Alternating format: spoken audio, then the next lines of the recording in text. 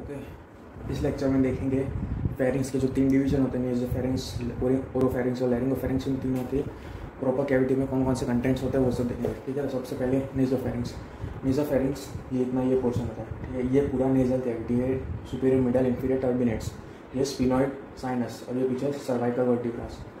ठीक है, तो सबसे पहले नेज़ोफेरिंग्स का रूफ कौन बनाता है? तो रूफ में, ठीक है, ये इतना सा रूफ है।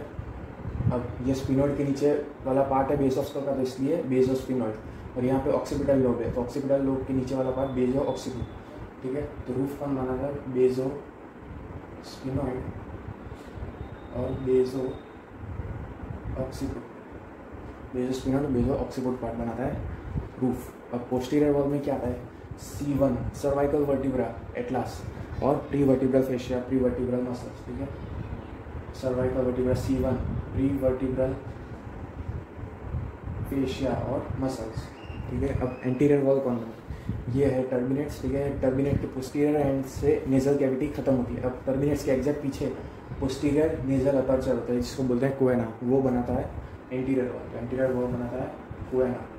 अब फ्लोर कौन बनाता है? फ्लोर पैलेट बनाता है। ठीक है, अब सॉफ्ट, आगे हार्ड पैलेट, पीछे सॉफ्ट पैलेट। पर सॉफ्ट पैलेट पूरा पोस्टीरियर वॉल के साथ कनेक्ट नहीं होता, बीच में ये जो गैप दिख रहा है, ये गैप को बोलते हैं नेज़ोफेरिंजियल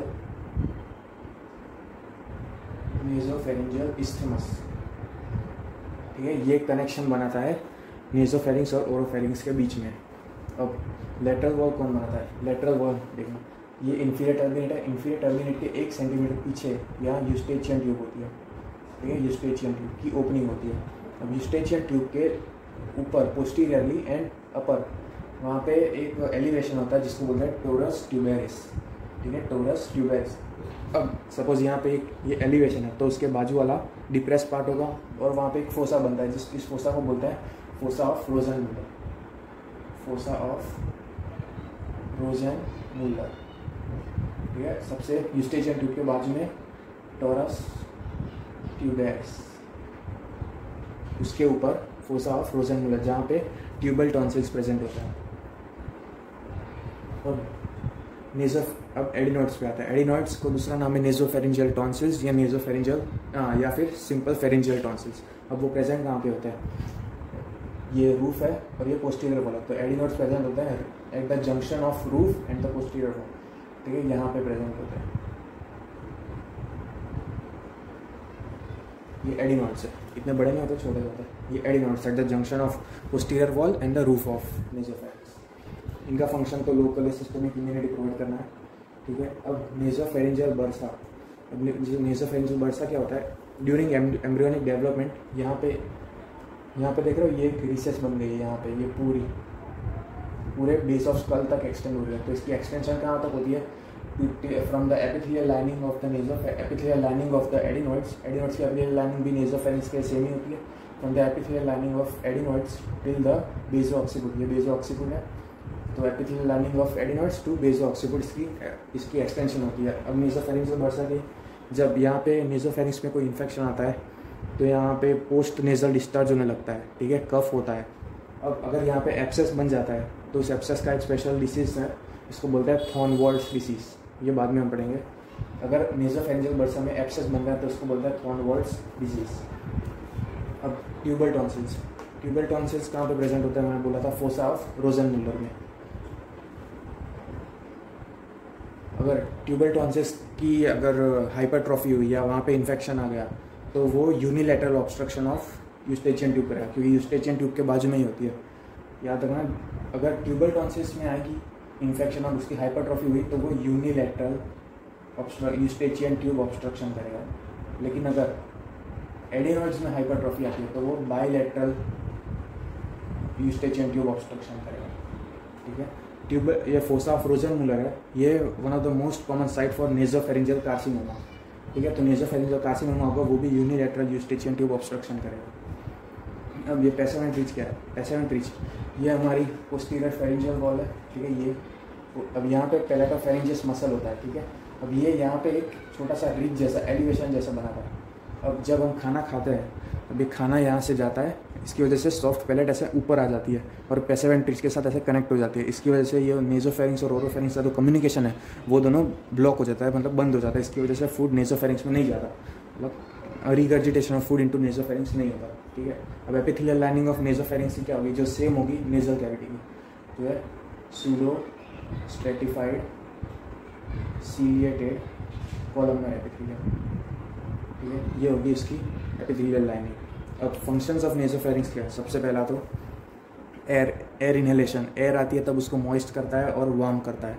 फिर उसके बाद वॉइस में भी है, अगर हम वॉइस जब स्पीक करते हैं बोलते हैं तब हवा नेसोफेरिंक्स में जाती है, वहाँ पे रेजोनेट होती है, उसकी वजह से एम्प्लीफिकेशन ऑफ द साउंड होता है, ठीक है। तो सबसे पहला एक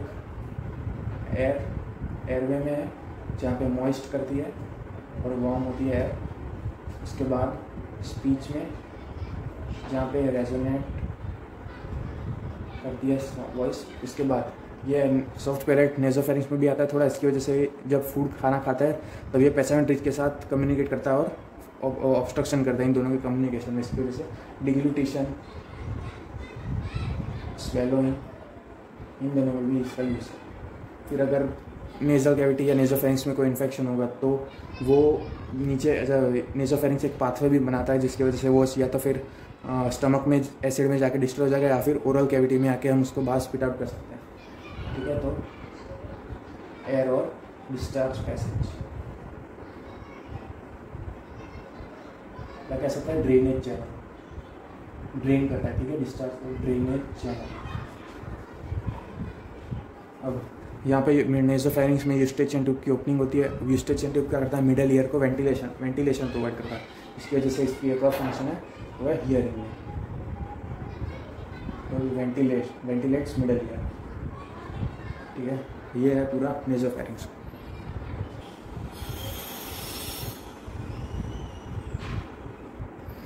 ये हमने इसके वॉल्स देखी लेटरल व्यू से। फ्रंट व्यू से कैसे होगी, सपोज हम यहाँ पे एंडोस्कोप कर रहे हैं और यहाँ से हम नेजल नोस्ट्रिल के थ्रू अंदर जा रहे हैं, तो सबसे पहले हम नेजल टर्बिनेट्स इन सबको क्रॉस करके जब नेसोफेरिंक्स, सपोज ये हमारी पोस्टीरियर फेरिंजियल वॉल है, ठीक है, हम नोज के थ्रू अंदर आए और उसके बाद हम पोस्टीरियर फेरिंजियल वॉल सबसे पहले दिखेगी, तो ठीक है, ये हमारा सपोज बेस ऑफ स्कल है।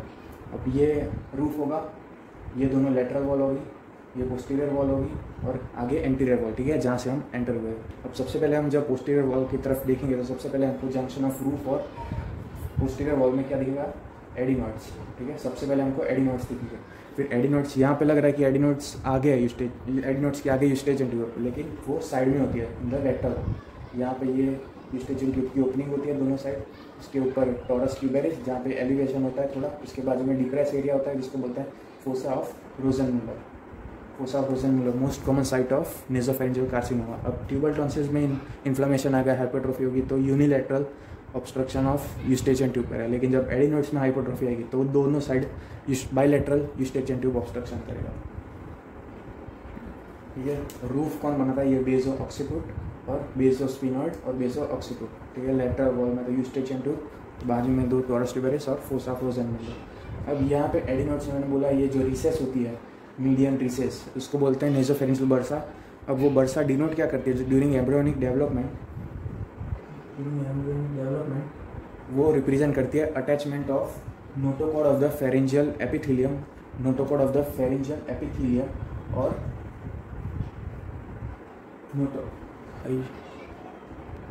वो रिप्रेजेंट करती है attachment of notochord to the epithelium of the pharyngeal endoderm, ठीक है। तो ये attachment of notochord to the pharyngeal endoderm, जहाँ पे अगर एब्सेस बनता है तो उसको बोलता है थॉर्नवॉल्स डिसीज।